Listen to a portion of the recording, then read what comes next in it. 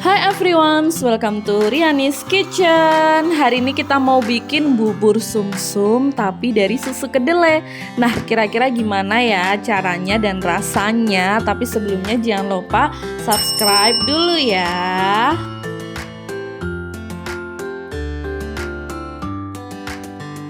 Nah, ini dia bahan-bahannya, sederhana banget tapi dijamin hasilnya tuh lain dan enak banget. Pertama ada susu kedelai 2 bungkus, terus kemudian ada tepung beras, rice flour. Terus habis itu kita juga nyiapin daun pandan karena hari ini tema rasanya tuh rasa pandan. Terus kita ada pengganti gula dari gula jagung. Dan di sini untuk toppingnya kita pakai gula Jawa yang bebas gula. Jadi pastikan ya kita pakai itu. Dan yang terakhir ada pasta pandan. Hari ini kita mau bikin 2 rasa. Nah, caranya sendiri gampang banget. Pertama kita siapkan pan anti lengket ataupun panci. Terus sebelumnya jangan dinyalakan dulu ya kompornya. Kita masukkan dulu bahan-bahannya mau kita campurin. Pertama ada 600 ml untuk susu kedelai, ini plain. Jadi emang nggak ada rasa gulanya. Biasanya kita kalau beli tuh yang original.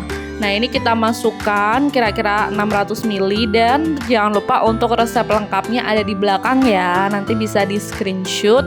Terus pastikan semuanya sesuai untuk takarannya supaya kita beneran dapet bubur sumsum yang lembut. Tapi nggak terlalu kental banget. Jadi rasanya tuh pas gitu. Nah, ini kemudian kita masukkan ada daun pandan, jadi untuk aromatiknya biar rasa atau bau dari berasnya itu nggak ada. Terus kemudian kita masukkan tepung beras. Nah, di sini apinya juga belum dinyalain, jadi pastikan kita campur dulu sampai rata. Soalnya nanti kalau misalnya kita udah nyalain kompor, keburu panas, akhirnya bubur sumsumnya tuh biasanya menggumpal dan tidak lembut sama sekali. Nah, ini kita pastikan aja semua udah tercampur rata, kita aduk, baru kalau udah rata, kalau misalnya pengen ada yang disaring juga boleh disaring ya. Kalau misalnya udah rata kayak gini, baru kita nyalakan untuk kompornya. Kita pakainya api yang kecil aja ya, jangan api yang besar. Nah, ini kita masukkan juga gula penggantinya dan ini apinya juga udah kita nyalakan pakai api kecil aja. Nah, ini kalau bisa kita aduk terus, soalnya emang kita nggak tahu ya timingnya kapan dia akan ada gumpalan. Jadi kalau bisa jangan sampai ada gumpalan di bawah. Jadi harus kita aduk-aduk terus.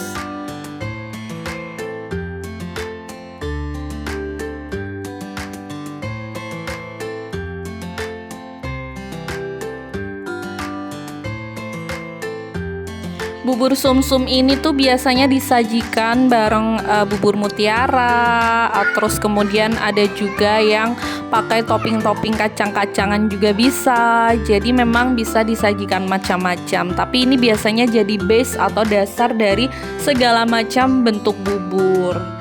Nah, ini kita kasih garam sedikit ya supaya lebih gurih aja rasanya, gurihnya tuh keluar karena kita kan nggak pakai santan nih. Jadi kita tambahin sedikit gurihnya itu dari si garam, tapi dikit aja. Oke, ini masih terus kita aduk sampai kita menemuin mulai mengental si adonannya ini.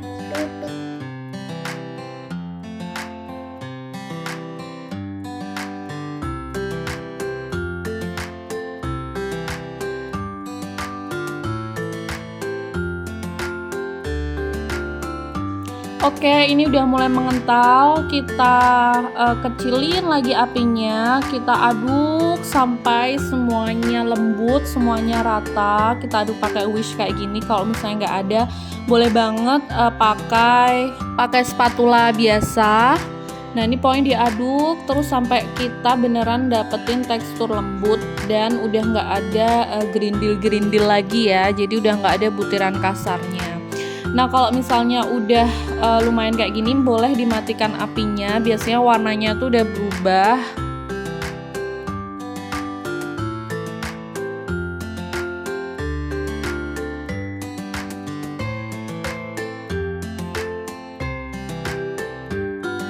Jadi ini adalah tekstur yang kita cari. Jadi dia nggak yang berat banget sampai kental banget, enggak, tapi juga nggak yang encer banget. Jadi dia lebih ke sedang, tetap lembut, tetap enak, dan lebih ke ringan adonannya.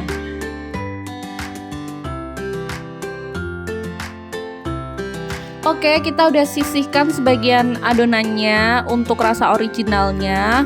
Terus ini mau kita kasih pasta pandan untuk rasa pandannya. Kalau misalnya teman-teman pengen berinovasi pakai rasa lain, kayak misalnya red velvet atau matcha atau rasa-rasa yang emang kekinian, boleh juga pakai pasta yang lain. Cuman ini beneran rasa yang tradisional ya, biasanya pakai gula Jawa, terus kemudian pakai pandan. Nah ini kita pakai pasta pandan aja, warnanya jadi hijau cantik kayak gini. Jangan berlebihan juga pakai pastanya. Pokoknya ditakar, tadi tuh kira-kira cuma setengah sendok teh aja, itu udah cukup banget untuk pasta pandannya.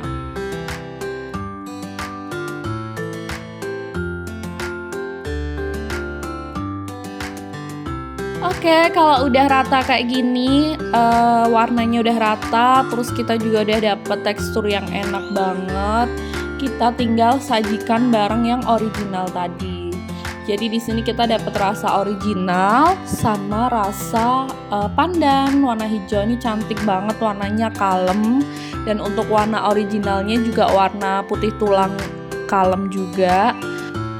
Ini udah siap untuk disajikan ya. Jadi ini kayak menu pembuka, bisa jadi selingan juga kalau kita lagi diet diabetes. Karena ini lumayan rendah kalori juga, tapi kita juga dapat karbohidratnya. Biasanya kita bisa makan sebelum makan siang sekitar jam 9 atau jam 10. Oke, kita taruh garnish. Di sini ada daun pandan, taruh aja kayak gini. Dan yang utama, karena hari ini kita nggak bikin yang encer ya, kita pengennya toppingnya lebih ke kental kayak gini, bisa langsung dikasih gula Jawa bebas gula. Jadi emang harus hati-hati ya kalau kita diet diabetes, kita pakainya kalau bisa gulanya tuh gula pengganti. Jadi di sini juga gula Jawanya pakai gula Jawa bebas gula. Tuh gimana tuh? Jadi emang harus pastikan ya kita punya penunjang komposisi dan bahan dari diet kita. Oke, ini udah selesai. Kita nggak perlu pakai kinca ya. Biasanya ada yang pakai kinca. Kita langsung aja pakai topping yang kental kayak gini. Ini dia udah jadi, rasanya tuh tetap kerasa ternyata ya, ada hints rasa kedelai. Mungkin teman-teman yang udah sering minum susu kedelai bisa merasakan rasa hints kedelainya di bubur sumsum ini. Ini punya rasa yang beda, agak beda dari bubur sumsum biasanya, tapi tetap gurih, tetap enak, dan tetap definisi bubur sumsum yang biasa kita makan. Dan ini lembut banget, pokoknya harus ngikutin resepnya untuk perbandingan antara si air dengan tepung berasnya.